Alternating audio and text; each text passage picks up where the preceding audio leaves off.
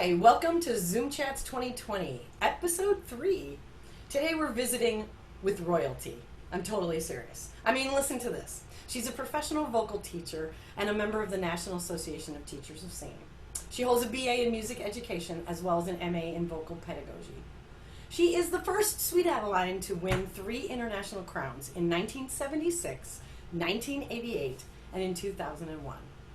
She is also the Master Director 700 who directed her chorus to the International Gold Medal, a certified sound judge, and one of only a handful of our members to reach the Master Faculty level. And she's a President's Lifetime Achievement Award winner. We are so lucky to get to visit with her today. Welcome, Kim Vaughn, to our Zoom room. Oh, thank you so much. I love this idea.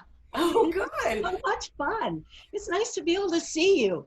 It is really nice to see you in today's very strange world. So, Kim, what year did you join Sweet Adelines? I joined 3 years after the first quartet we're going to use. About 5 years maybe after the first quartet that we're going to use. Okay, and so that would be 1974. Okay, and it took me until the next regional before I actually heard anyone other than my own little chorus. I heard no barbershop of any kind other than my little 18-voice chorus until I went to the regional contest, which was old Region 11. Okay. Before I had split between 11 and 21. So it had all these really major Los Angeles and Southern California choruses in it. And my little chorus came in last. Were you the director? No. Oh, no. But I was the lead section leader because I could read music. Right. Not because I knew anything about singing lead. So I was stunned. I was completely blown away by that first contest. And I didn't realize that my sound judge future started that day. Okay. I started to hear it and I thought, oh my gosh, this is so cool. Look what it could be. And those quartets, I thought those regional quartets, oh my gosh, I thought all of them should win. I had the same reaction. All of them.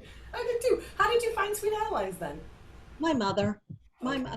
I went away from home at 18 and I came back at 21 and my mother had joined Sweet Adeline. She'd become a Sweet Adeline. Thanks, Mom. In every way. In every way. She was a bass and she said, you'll have to come with me or else. There was something about the way it was put together. It took my little old alto heart and said, oh my gosh, I don't have to be the alto in the room that's going, everybody bigger except you. Right. Be a lead. Oh my gosh. Which you were meant to be. So I know you said that you wanted to talk a little bit about where our sound has progressed from our beginning early years to the kind of sound we're producing now. So walk us through it. Where do you want to start? We're going to talk about the progression of the Sweet Adeline sound and what era are we going to start with? In 1967 was the first time that we had seen a quartet actually do a package 3 times. Yeah. So they did it, they started out, they used the same personality in their 6 songs all the way through. And it was the whole story of Cinderella. And it was not only visually exciting to watch, and everybody's got their mouths hung, going, oh, can you do that? Yeah. And of course they could. But so much of their music was done, this song was written for them by Gene Cockcroft, Iris's husband. And and it features our very own Ruth Ann Parker. Oh, great. At singing baritone. So I just thought, let's do this. You mustn't worry, you shouldn't even pout, 'cause everything will be alright. Cinderella, some lucky fellow will find you and make you his bride tonight. Oh, what a night when it's gloomy, stars are out of sight, and everything is quite in doubt. Keep your chin up, Cinderella, your future is gonna be mighty bright. You gotta be so optimistic, you gotta be happy and gay. When all of the world is a playground, pack up your troubles and play. What a great time you are gonna have, all the stars will be bright. bright tonight. You know how bright and clean that is? Oh, I can't wait to hear what you're going to say. I know. Well, it was so exciting. That's the thing about it, is that it's just plain exciting. It's everybody's got the same vocal style. It's all bright. It's all pingy. Yeah, it's all right out in front. Yeah. And they're all doing it exactly together. It is like almost perfectly in sync. Right. Okay? It's like they're breathing each other 100%. It's completely and totally committed to the song and to each other. And that sound is right out here, right in the front. It's like a lesson in vowel lock. Oh gosh, isn't it though? I mean, Yeah. they're right there. This is one of those champions that sticks out from everyone else because they were such a strong unit. So while it lacks a lot in resonance, resonance was not something we were talking about. No. And this is the sound, that's the sound that I started with. So when I joined in 1974, that's the sound that we were hearing for the most part. And then we started to hear other sounds. The Rarities had a voice teacher singing tenor. This is Jarmella Spetta singing tenor. And she, you can tell, has an influence on this quartet. So in the Hurricane Honeys, everything's unit. Everybody's doing the same stuff exactly at the same time in the exact same way. Okay, in this quartet, the lead begins to take predominance. Okay, and it's warmer. You can hear the voice teacher in it. Okay, here we go. Oh, my man, I love him so. He'll never know. All my life is just despair. But I don't care. When he takes me in his arms, the world is bright. All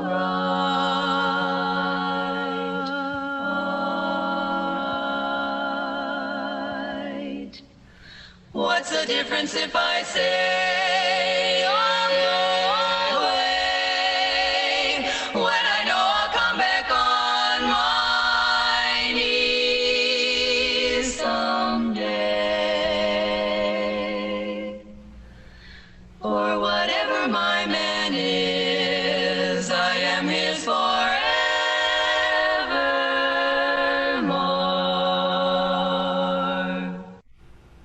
Hear the vowels start to open up. You can hear it going back and forth. It's like there's this little transition thing going on. This is what we've been doing.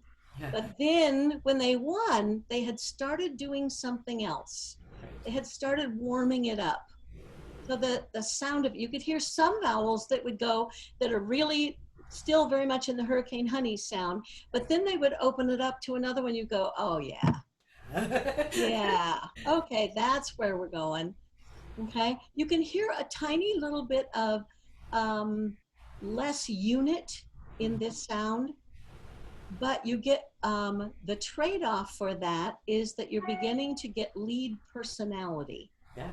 And I think this is the beginning of leads who begin to show a little bit of soloistic tendency. You begin to hear just a little bit of soloist to it. I have always believed, now remember this is my opinion, I have always believed that leads kind of come in two different types. We have soloists who become leads and learn to become unit singers. And we have unit singers who learn to become leads. Makes sense. And it's two different approaches to it. Right. Okay, and this is definitely a non-unit lead who has learned to become lead.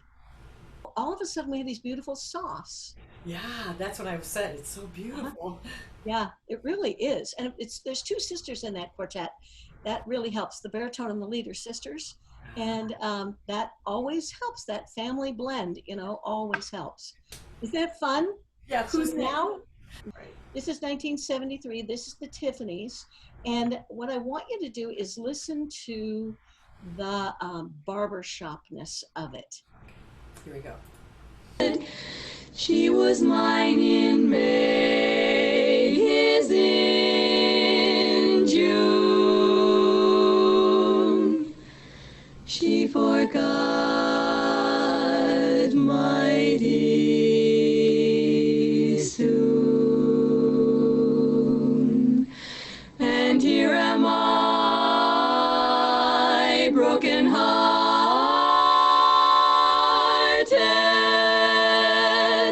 The last time that she said goodbye, I knew that we were through.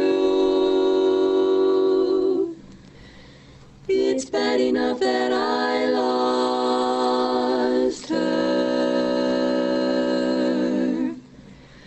but I had to lose him too.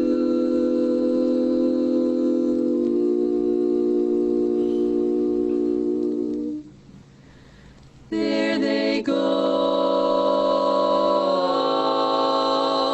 in their joy. Happy girl, lucky boy. And here am I,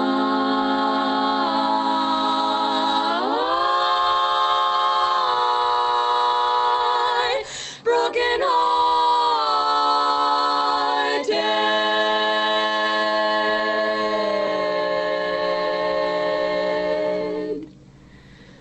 blue and broken hearted.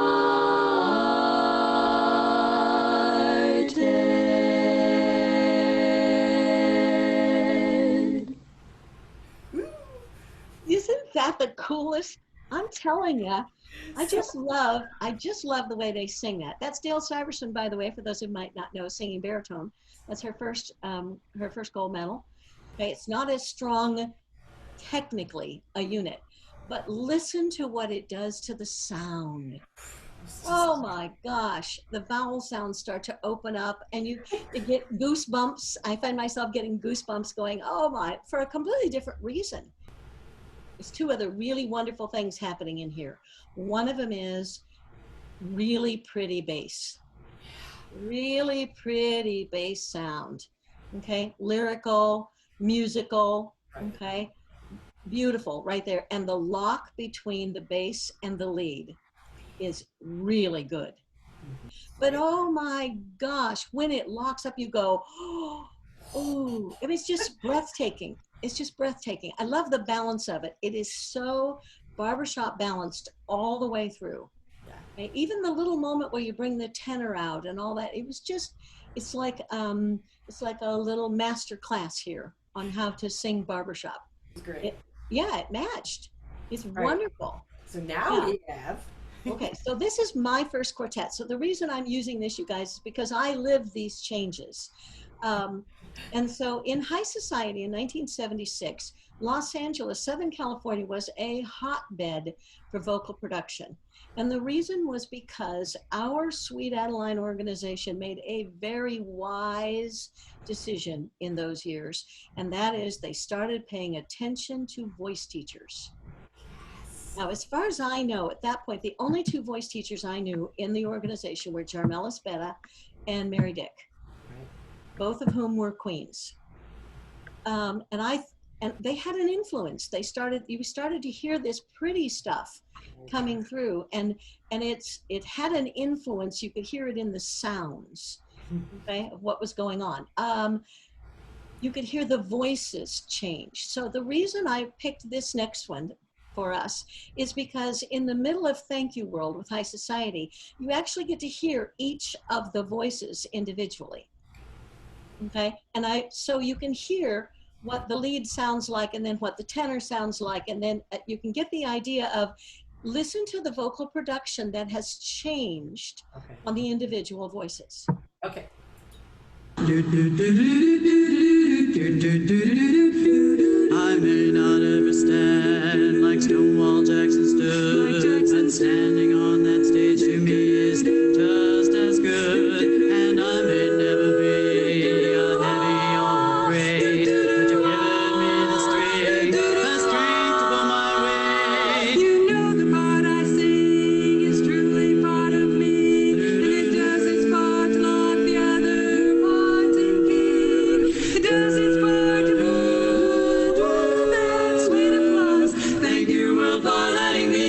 contribute to the cause.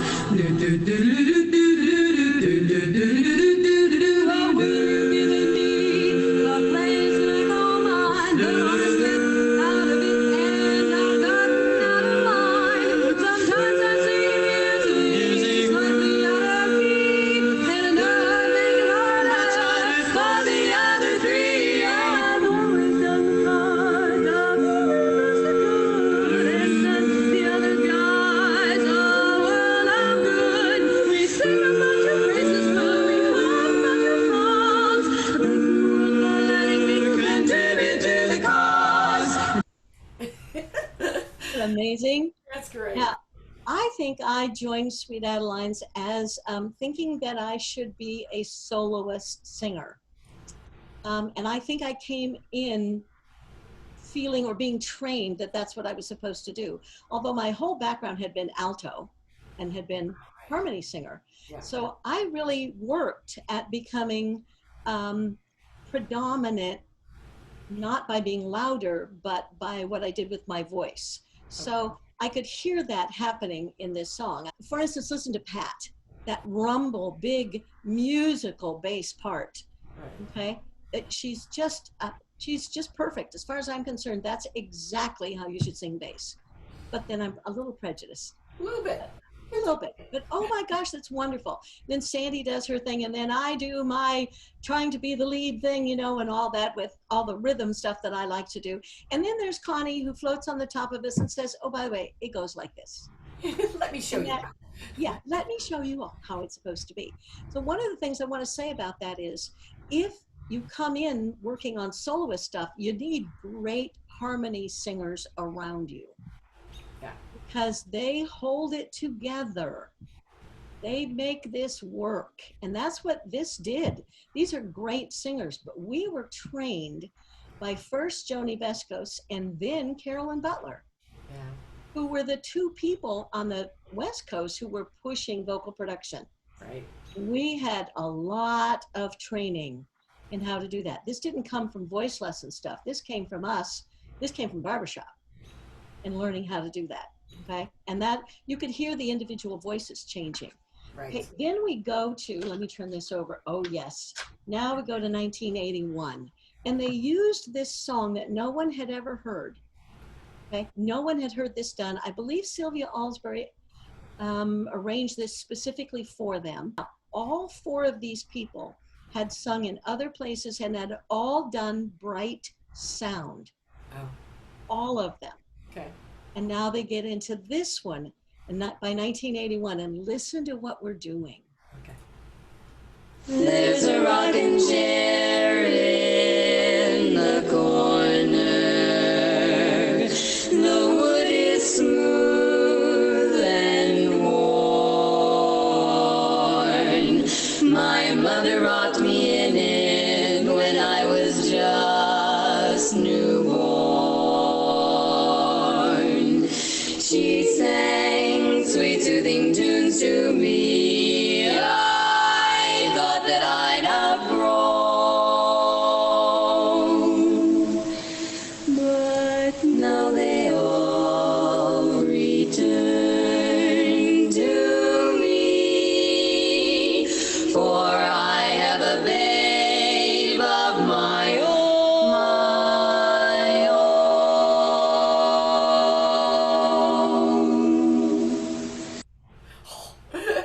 Hear it open? It's like, You can hear the tendency when you take bright voices and you put them on bright vowels like E. Okay, it's still there. It's still in that bright place. So that could have been a bit more open and all that. But did you hear the ones they worked on? You can hear it go, oh, listen to that. yes. And Yeah, they that's also what it's do supposed to do. breathe sing. So in the Uh-huh. 80s, Oh, yes, don't the they? 80s, we really started to look at that aspect of keeping the sound going over the need for air, right? Yep. Yep. And it's beautiful. It is. It's absolutely beautiful. I don't know why nobody sings that song right now. Maybe it got really popular right after they won, and then it kind of went away. But it's a great song. I think it's, the melody you know, line's gorgeous. Well, We're going to go on to 1988. This is Savvy, my second quartet. Now, Savvy was the first time that this is when we started having queens coming back into contests. Oh. Okay, this is when this all started. A whole bunch of former champions were still young. There were a bunch of them, and the thought was, well, do we just put everybody on the sidelines and let them sit there forever, or do we start going back into contest? And of course, we went back into contest. The cool thing about that is that most everybody was afraid we would just walk in and win, which of course nobody did. No. Everybody went through the chairs just like everybody else. The only difference, I think, is that you do things faster. If you've done it before, you've been through, but the steps are the same. Yeah. You've been through the steps, but the steps don't change. Okay? And this is one of those times when we were really working on resonance. The whole organization was really working on resonance. Holy moly. Yes, everything. Lots of holy moly, lots of backspace and all that kind of stuff. And this is the only quartet that I ever sang in where I actually personally changed my sound on purpose. Okay. I added the balance between focus and resonance. I changed it towards resonance. Okay, let's hear. I once had a gown, it was almost new. Oh, the daintiest thing, it was sweet Alice blue, with little forget-me-nots placed here and there. When I had it on, I walked on the air, and it wore, and it wore, and it wore till it went, and it wasn't no more.